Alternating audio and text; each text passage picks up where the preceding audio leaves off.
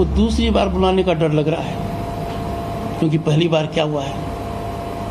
उनसे पूछो जिनका घर कैसे उजड़ा है, मैं देख रहा हूं। उनकी अर्थव्यवस्था को बर्बाद किया है। कोई व्यापार कर रहा था, सब कुछ तोड़ा है।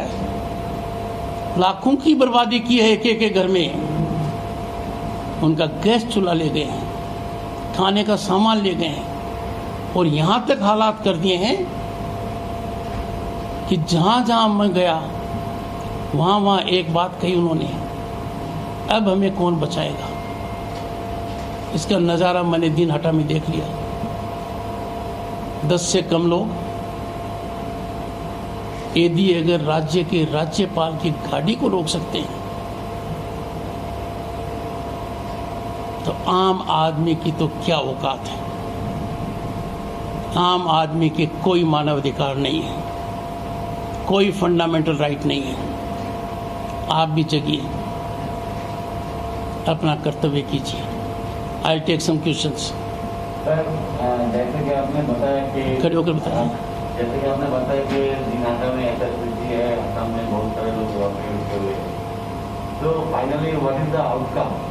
क्या हम लोग किसी की तरफ जा रहे हैं? आपका ऑब्जर्वेशन क्या है? अपने कहाँ जा रहे हैं इस विषय को एक बार छोड़ दीजिए। आपसे गुजारिश करता हूँ, क्या मीडिया वहाँ गया? जिन लोगों ने अपना घर छोड़कर दूसरे प्रांत के अंदर रहे, गया? नहीं गया। क्यों नहीं गया? मुझे उस दिन का डर लगता है जिस दिन मीडिया डर जाएगा। वो दिन आज मेरे सामने है। जहां भी गया मैंने पूछा कोई पत्रकार आया क्या? तो नहीं आया। हम कहां जा रहे हैं? आदमी घर क्यों छोड़ता है? पश्चिम बंगाल में आज के दिन हजारों लोग अपना घर छोड़कर पश्चिम बंगाल में दूसरे का शरण ले रखी है, कुछ दूसरे प्रांत में गए। वो तब छोड़ता है जब वो इस कंक्लूजन पर पहुंचता है, मैं यहां जिंदा नहीं रह सकता। ये कंक्लूजन पर पूछता है कि प्रशासन मेरी जिंदगी नहीं बचाएगा, व्यवस्था मेरी मदद नहीं करेगी, तो जान बचाने के लिए वो भगता है। और जान बचाने के लिए दूसरे प्रांत में शरण ले, इससे ज्यादा शर्म की बात सरकार के लिए और मेरे लिए कुछ नहीं हो सकती। मैं मेरा सर झुकाता हूं इस बात को लेकर कि मैं प्रथम सेवक हूं, पर आप भी मेरे साथ दोषी हैं। मेरे साथ तो कुछ पत्रकार गए, आप कहीं क्यों नहीं गए? कौन सा ऐसा डर है जो आपको रोक रखा है? हमने देश में देखा है, एक प्रांत से जब कुछ लोग प्रांत छोड़कर गए, आज तक हमारे दिल पर वो चोट है। मैं नहीं चाहता ऐसी पुनरावृत्ति पश्चिम बंगाल में हो, तब मैंने वो निर्णय किया है। वहां बहुत आसान था उस हालात को कंट्रोल करना सरकार के लिए। Compensation, rehabilitation and area domination करते, कुछ नहीं किया। सरकार ने कुछ नहीं किया, आपने भी कुछ नहीं किया। एक एक का इंटरव्यू लेते ना तो आपको पता लगता कि क्या हो रहा है। घर में मौत हो गई, उसमें भी उन्होंने क्या खिलवाड़ किया। 2-2 बच्चियों के बाप के पांव काट दिए गए। घर में जानवरों को नहीं बख्शा गया। मैं भावनाओं को उत्तेजित नहीं करना चाहता, काटा गया। आपकी चुप्पी और मेरा इनएक्शन, हम लोगों को दंड मिलना चाहिए, पश्चाताप करना चाहिए। हम इतिहास के उस मोड़ के ऊपर खड़े हैं आज के दिन, जब हम चुप हैं और संविधान को तिलांजलि दी जा रही है। क्या ये ओपन सीक्रेट नहीं है कि विक्टिम कौन है? और क्राइम करने वाले कौन हैं? क्या आपके मन में कोई शंका है इस बारे में?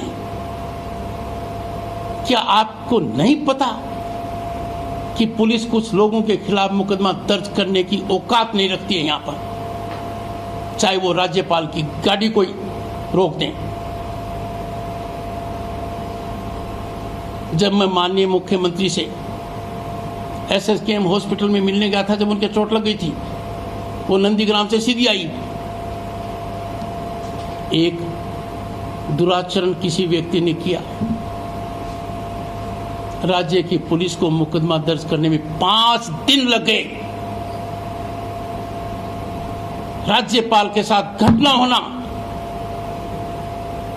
5 दिन के अंदर बैठक की चीफ सेक्रेटरी ने, DGP ने, होम सेक्रेटरी ने, कलकत्ता पुलिस कमिश्नर ने और डायरेक्टर सेक्रेटरी ने, और मुझे भी ऑडियो कॉन्फ्रेंस पर रखा। तो 1 सेकंड में FIR दर्ज होनी चाहिए थी, वो मेरे जोर देने से 5 दिन लगे। आम आदमी की क्या औकात है? आम आदमी क्या प्रजातंत्र में अपने मन का वोट देने की सजा मौत होगी? क्या बलात्कार से पीड़ित होना पड़ेगा? क्या घर जलना देखना पड़ेगा? क्या व्यापार का एक्सटॉर्शन टैक्स देना पड़ेगा? क्या डर डर कर मरना पड़ेगा या जीना पड़ेगा? ये हालात बर्दाश्त नहीं हो सकते। मैं सरकार से गुजारिश करता हूं, उनमें बदलाव चाहता हूं, सकारात्मक रवैया चाहता हूं, कन्फ्रंटेशन को त्यागने के लिए कहूंगा, वरना हम बहुत गलत दिशा में जा रहे हैं।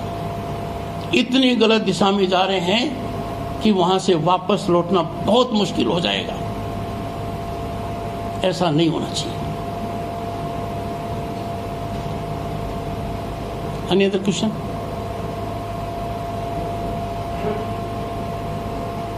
बंगाल में जो कानून व्यवस्था की जो परिस्थिति है, क्या राष्ट्रपति शासन केवल बचे रहेंगे बंगाल को? आप बताइए, लगना चाहिए कि नहीं लगना चाहिए? कैसे? आप तो पत्रकार हैं, आपको पता होना चाहिए हालात क्या है, ग्राउंड रियलिटी क्या है। आपने कुछ रिपोर्ट किया आज तक? जो कुछ मैंने कहा है, या तो मुझे कहिए कि राज्यपाल महोदय, आपने जो स्थिति का आकलन किया है, भयानक स्थिति का वर्णन किया है, ये गलत है। मैं सही कहता हूं तो आपको ही नजर क्यों नहीं आया? हर नागरिक का कर्तव्य है मेरे भाई, मैं आपके पर्सन को ऑब्जेक्ट नहीं करता, आपका पर्सन लाजमी है। मेरा जो दायित्व है वो टक्कर टकराव का नहीं है। मैं न किसी से टकराव चाहता, न किसी को टक्कर देना चाहता। मैं सुधार चाहता हूं, मैं संविधान के प्रति आस्था चाहता हूं। मैं चाहता हूं सब मिलजुल कर काम करें। देश के सामने बड़ी समस्या है कोविड की, प्रांत के सामने कोविड और पोस्ट पोल वायलेंस की समस्या है। इसमें नेगेटिविटी को त्याग दीजिए। जो लोग नेगेटिविटी फैलाते हैं वो भारत की संस्कृति का अनादर कर रहे हैं। ये पॉजिटिविटी से, एकाग्रता से, सहभागिता से, सबको साथ लेकर लड़ने की बात है। जहां तक मेरे को क्या करना है उसकी सार्वजनिक चर्चा मेरे भाई हो नहीं सकती, होनी भी नहीं चाहिए।